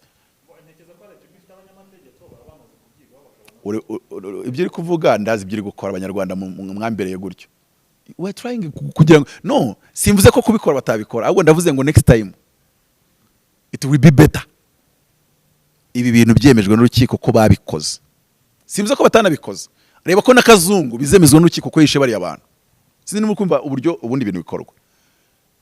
Uburyo umucamanza niwe wemeza. Reba ko ngukora mu mufuka umucamanza akari wemeza ko nakwibye. You see? Ariko n'ubundi hari igihe biriya bintu bizagira bizaba entertained n'urubanza nyine rwa ku bantu batabizi zirafati yashizwe nande babaze murabizi yashinzwe n'umudamu we ndabafashe nta namakuru mamufite. Zirafati yatangiye ari icyumba Rubavu, icyumba gishinzwe n'umudamu we. Noneho ahubwo Bosco aza kukibonekamo. Ariko ayo makuru njye nyumvaho akibonetsemo reka mpiniraho. Ubwo mba nusheyo kugira ngo nse n'ubumvisha yuko bimeze nkaho amakuru mwa mutayafite. Ko yakuri iyo mihanda narabyumvise ariko ntago narinze ko uko byatangiye. Ko bimeze. Kaminiraho ngaho. Kuko magambo menshi ntaburamo ibicumuro nshatse gukomeza nkarambura story. Buryo umuntu bamwaricaranye harya washiduka n'utuntu mwavuganye utushyize utuvugiyemo kandi ntago waje kumena amabanga y'ibyo mwaganiye muri office y'umuntu ntago ariko byabikoze. So gusaba abakozi b'Imana bakeneye formation pe kabisa ku bintu byinshi. Yego. Ku bintu byinshi ahubwo twibaza aba bantu iyi mitungo ubundi koko barayifite hari iri mu mazina yabo ku buryo bazayimurikira RGB. Aba bantu ariko impamvu navuze kuriya ku cyendo utavuze ngo kuki ari amadini yandi yose ntashatse kwibaza nimba ko ntago we badusobanukira icyo bayajije. Nk'urugero baguciye poor governance, RGB ni qualifying nyine kumenya ko ufite poor governance. Nimba nk'urugero nta report ugira amatura uta reporting, that's poor governance.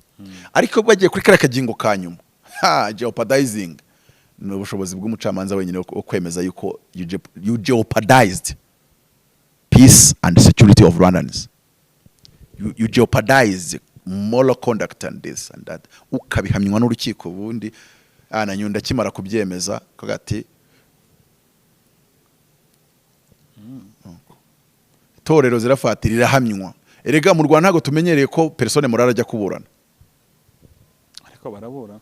Nyine yakabaye nyine ajya kuburana. So arahamywa yuko yakoze ibi nibi.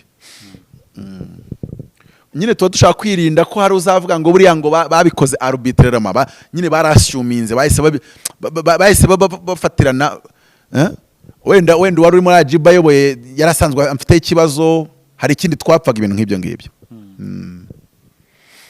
Gusa n'ikindi mugomba kwitegura nuko uriya Dr. Pikadi atandukanye na Yusta, nubwo Yusta nawe mwagiga mwivugishwa.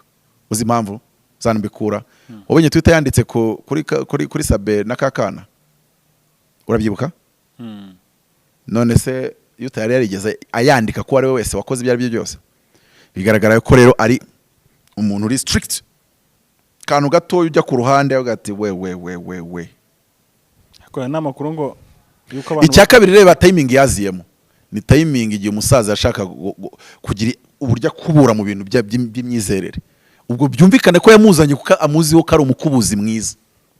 sinzi mu buryo mutanalizamo ibintu ariko byari byarakozwe ngo oya vuga ngo yazanye umuntu wabikora ubwo nyine Picadi ni Usta 2.0 iyo ukoresheje mvuye icyo bisaze kuvuga version nyine ivuguruye ya Usta yo mu kubikora ibyo ngibyo uri kuvuga so bamuzanye kuko ashobora kuba ari intraitable dore kankoresha iyo jambo intraitable mu gutegeka institutions zigukurikiza amategeko na protocol zitandukanye kandi ni byiza birakwiye yes ya birakwiye nari ndimo nkubaza mu kanya nti iyi mitungo koko ubundi aba bantu barayifite ihari igaragara yanditse ubu RGB ikibazo cy'abakozi b'Imana na buri igisubizo ni uburyo ushobora kubona yarakiye amaturo ya miliyoni 500 400 mu myaka itanu rusengero ko bazagera bayamusubiza cyangwa se ko general headquarter bayoborwa n'uwitwa general superintendent ko nyine general superintendent naza mu Rwanda azayamusubiza Munyabanga dufite titre we nono uyobora yitwa general superintendent kandi igize asanga hari itorero riyoborwa na CG nk'iyo title ya Gasana commissioner general ariko ngira ngo muri salvation ya misebura ntibabamo bo bagira abakoloneli n'abagenerali bo bagira title zo mu gisirikare abo bandi baba bafite zo muri police zo mu gipolisi general superintendent abagabo hanze baradufite rwose apotre nda turimo tunagana ku musozo arumushaka kwibaza ubundi ugira iyerekwa ryo kuzagira urusengero cyangwa ugira izo nzozi kubyamira kose nge ntago natunga miliyari 5 ntarabaka urusengero ariko nge ijambo Birinango Sima yambwiye ko nzubakisha yanjye cash ubwo rero ngomba kubanza nkayagira yanjye cash nkarwubaka ikindi kugira ngo binagende neza mutazantikuraho ruzaba rwanditse mu mazina yanjye mbabwiye ni nge mfite sale nubatse muze muyiteraniremo ibyo ntago bizakunda oya birashoboka mujye mu buryo bw'amategeko roya akagaragaza ko ufite nese nk'urugero Bekare nari nge wayubatse none nkayiha urusengero ngo rujye ruyisengeramo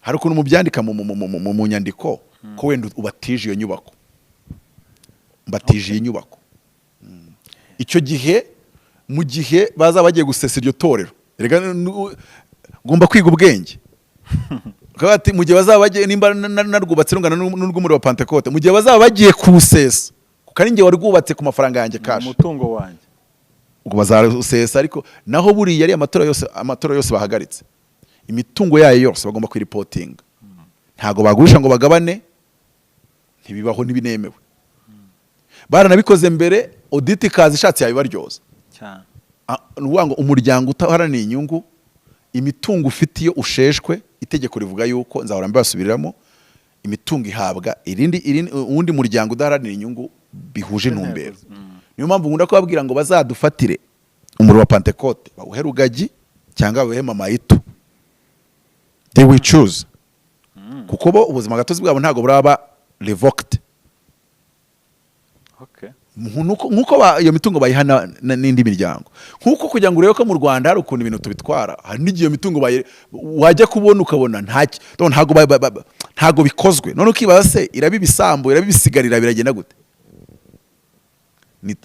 nituba igihugu kigendera ku mategeko avuga yuko iyo mitungo itangwa amafaranga ari kuri konti bayatange ubutaka babutange amasentetizeri ubutaka n'insengero n'iki babitange babiha indi miryango babiha andi macaca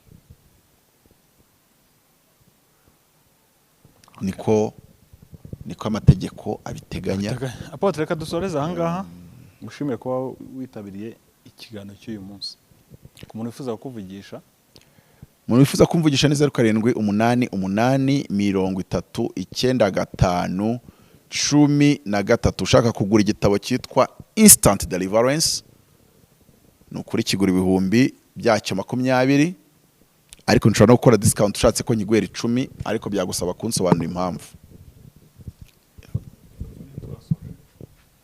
ndumva byarangiye ugashaka aho yari giti ukayahabura ni nacyo kintu gitumire leta ibyegereza umutima cyane ayo mafaranga yarangiriye ubwo si muri FDLR gatatu uzi impamvu nanjye bintera kwibaza nuko ngewe mfite experience nagiye mpura nabyo nkabikweba. Icyo bita money laundering, Kayumba Nyamwasa ashaka kwinjiza miliyoni 300 muri iki gihugu ngaziha abantu wenda korana nabo cyangwa se bafitanye ubucuti simbizi, agomba guhita aca ku bantu bitwa tubishi akayabohereza nk'ubahaye amaturo, yarangiza akababwira ngo nima ngwaye miliyoni 10 kuraho imwe 9 uzishyirire kanaka. Noneho leta yajya kureba inzego zikabona umutumishi uko ni ibituro byinshi, ariko se ko ujya kumureba nyuma ukabona ntagabaho ubuzima bungana n'amaturo yakira. That is the problem. Iyo rero bikurikiwe bikegererwa bakamurika mitoroshi barabati bya bintu birimo akabazo. Ariko mu kubiyendoringa ni abahanga cyane, hari ibintu badakeneye ko abanyarwanda bamenya bagahita babishyira, kuko ufite ibikosa nka 20 bagafata bya bindi wakoze bindi bigaragarira amaso y'abantu akaba aribyo bikujyana. Ariko mu by'ukuri icyabakiza akoze Imana ni mwicare mwige kunyurwa, nukuri pe hagira ibintu muzibukira kwivangamo rwose. 3, menya ngo nimba ushaka no kubyivangamo si hano mu Rwanda uzabyivangemo ahandi. Hano mu Rwanda ibyo wivanzemo byose uko bingana birazwe. None wibaze ngo nimba babizi bakanyihorera, ese mba numva bizagarukira he? Hago rero hari byinshi ubona udafite uko ubivuga nuko bisobanura. Ariko ndibuka ko His Excellency muri speech ye arahiza abadepite yavuze ngo cyanga ngo iyo FDL izananirwa ngo kuturwanya ngo ko turi tayari twiteguye ngo inyure muri bya ndi by'akajagari nahoze mvuga. Peace and security, jeopardizing peace and security of Rwandans. Byari bikwiye ko nta mukozi w'Imana wisanga aho hantu no muri iyo mirongo no muri izo mbago. Ni byinshi ariko hini mishyitera amabavu, abantu nibige kwiadapta ku cyerekezo ubuyobozi bari kuduha n'uburyo bw'imikorere no gukorera Imana baburimo buduha. Ariko buriya byoroshye gutya gufunga insengero zose usigaje izubona urishwa neza ko nta kibazo cyazo. None za zindi wafunze zindi gafunga insengero 10,000 ariko urishwa neza ko izi jeopardizing peace and security zose wazifunze. Noneho mu gufungura akaba ari hibangarire wa wundi ujeopardizing niyo yatanga ibimenyi yakuzuza ibisabwa gukuba inshuro 300. Kagiye ufite ikindi kimurega wowe nta numufungure yakugira atese ntumufungure. Ariko iyo ujya kujomboramo babandi bakora ibyo ngibyo byari kukugora, kuko byari gusaba kubwira abanyarwanda ngo bazize iki. Icyo bazize wajya kucyemeza ko bagikora bigasaba ko byemezwa n'urukiko, bagera mu mizi ibintu bigafata indi shusho cyangwa bigafata ikindi bigatera abanyarwanda icyo tuta panique generale. Kumbe mu madini nibyo bikorerwamo nibyo birwamo yego. Noneho twabapasiteri tukagira ngo leta iri kuduteza abantu, kumbi rimwe na rimwe ku ruhande rumwe iri kudukavaringa. Sinzi icyo kintu cyumvisha. Akagira ibyo barangiriza mu gikari no muri interrogation, nawe ku nyungu zawe wazasoka ntubibwira abanyarwanda, ariko hagati yanyu babiri mukamwari mu biziranyeho, kuko bigiye mu bantu byakora ikindi kintu kitari cyiza. So mu byukuri Benetsegura no mu bishop aravuga ati gukora umurimo w'Imana mu Rwanda ati ko biri ko ati birashaririye nta kundi byamera. Tugomba kubyitoza ukuntu tuzabikora, gusa icyo nzi nuko gukorera Imana biracyashoboka. Nimba wasengeraga abantu niyo mwahurira mu muhanda z'umuntu wamusengera. Mu magambo kujyanisha ibintu naho n'umurongo twahawe, ariko n'ubundi ufite umuhamagaro kuri akakomeza agakora icyo agomba gukora. Ikindi ariko byo biri obvious, abantu benshi nibayoboke kuboha amahema. Namaze kumenya amakuru yuko ADPR zose zifunze, asiko na insozi kiganiro ntavuze ADPR n'uburyo nyikunda.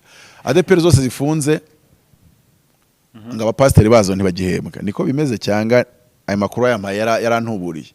rega nababwiye ngo nge ntago mbi wanyu mujye mumpa amakuru ayo mfite nabi ntimunaje murakaye mubwira ati ayo ngayo ntago yafite neza atimeza uko nguko ariko bibaye ari nabyo rero bazagana inkiko none se ubundi bakomeje muri covid ntuzi ko nabwo bahagaritse umushahara hari erega DP ntago afite ubushobozi bw'uko urusengero rwa rudafunguye yaguhemba amezi 3-5 ariko bafite abapasiteri benshi bikoze nta rufunze burundu ku buryo badafite aho bajya guteranira kubera ko aho bajya guteranira n'aya maturo bayajyanayo na wa mushumba yajyayo oya nawe ajyayo kuko usanga ajyayo se agashumba rega hari kujyayo akicara agaterana nimba uko bimeze ubwo urumva basigaye barashyizeho ntuza amateraniro menshi inshingano zirakomeje n'abakristo ntaho bagiye ndumva uwampaye ayo makuru ahubwo bwo yarambeye kuko nta bimenyetso byayo mfite usanga urusengero wenda amateraniro amwe ava saa ariko nkurikije iyo logique nimba akazi gakomeje abakristo tatanye ndumva nta mpamvu yabihari yo kubaha rwose ahubwo bakomeza ku midugudu ifunguye ku nsengero zifunguye ahubwo bahana amasaha izi nsengero zifunze se ari mu bishop inshuti yanjye yarambwiye ati ngewe ati insengero bazifunze ati nahise nigurira 5 tunzibitseho ahubwo hari n'abantu mufite yerekwa kandi nziza arazinyeretse mu mafoto mbona yahashye nziza gusa yarafite amafaranga umubishop ni umuherwe ni umuherwe ku giti cye bivuye mu kuboha amahema kwe afite uruganda rukomeye cyane mu mujyi wo mu ntara umwambwa make y'amafaranga yinjiza ku giti cye muri business ze ni menshi kugira ikindi ayobora itorero rikomeye ku isi rifite amatorero mu bihugu 154 ubwo urumva yuko rero ashobora guhamagara ku cyicaro gikuru muri Amerika bakagira uko babigenza cyasa akavuga ati reka nkoresha yanjye akavugana